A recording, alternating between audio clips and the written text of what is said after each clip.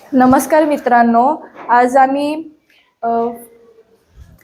Follow traffic rule याच्यावर आम्ही जे मुलींनी आम्ही एक प्रोजेक्ट सादर करणार आहोत। तर आम्ही जर आपण गाडीनं जाता आपल्याला कुठे आपल्याला जे रूल दिसतात, ट्रॅफिक दिसतात, आपल्याला तिथं काही बोर्ड लागलेले दिसतात, ते आपल्याला त्याचे आपल्याला अर्थ समजले पाहिजे।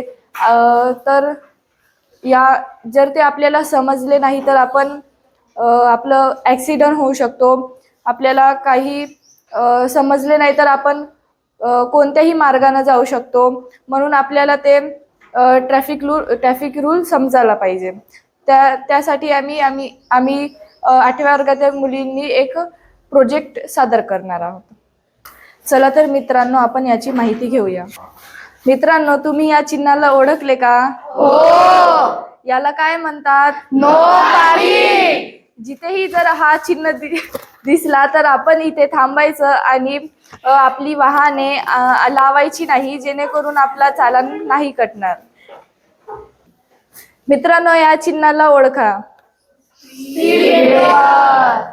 हे आपल्याला दवाखाना, शाळा, टर्निंग अशा ठिकाणी आपल्याला दिसतो।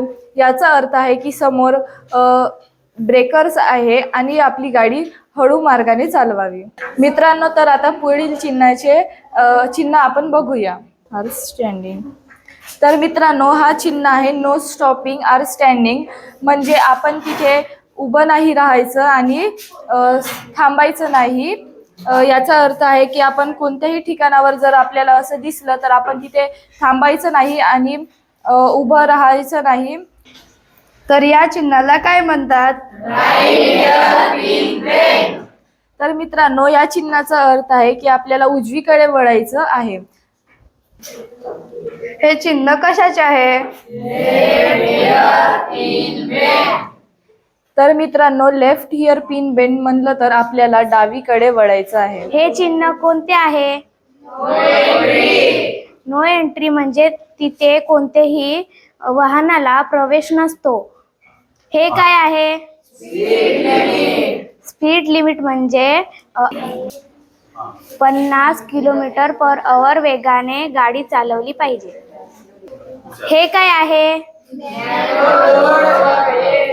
याचा अर्थ पुढे रस्ता अरुंद आहे। त्याला काय म्हणतात?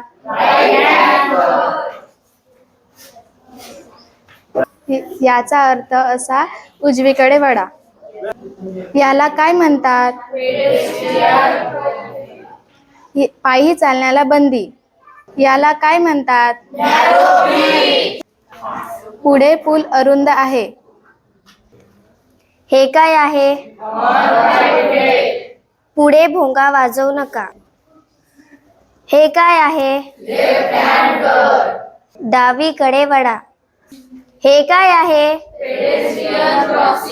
पुढे पायी जायचं आहे। चला तर मग आपण सर्वजण ट्रॅफिकचे रूल्स फॉलो करू।